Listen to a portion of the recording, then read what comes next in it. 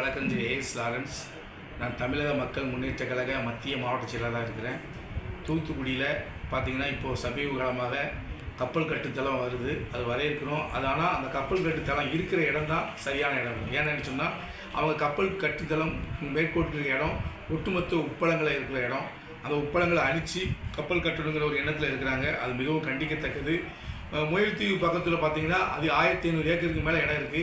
அந்த கப்பல் கட்டுற இடத்த நீங்கள் மாற்றி அமைத்து அந்த முயல்தீவில் வைக்கும்போது ஆட்டோமேட்டிக்காக இங்கே உப்பள தொழிலாளர் யாரும் பாதிக்கப்படலை. பார்த்தீங்கன்னா இங்கேருந்து அந்த கப்பல் கட்டுத்தளத்தை கப்பல் அங்கே வரைக்கும் கொண்டு போகிறதுக்காமல் அது பக்கத்திலே வச்சுட்டிங்கன்னா அது அன்றைக்கிலே இருந்துச்சிடும், அந்த யூஸ் ஆகிக்கணும். அந்த தொழிற்சாலைக்கு முன்னேற்றம் அடையும். ஆனால் அது அப்படி இல்லாமல் இந்த உப்பளங்களை அழிக்கணும், இந்த உப்பள தொழிலாளர்கள் மீது உப்பள தொழிலாளர்கள் வாழ்வாரத்தை அளிக்கணும்னு சொல்லி மத்திய அரசு இந்த கப்பல் கட்டுத்தளத்தை உப்பளத்தில் வைக்கிறாங்க. இது மிகவும் கண்டிக்கத்தக்கது.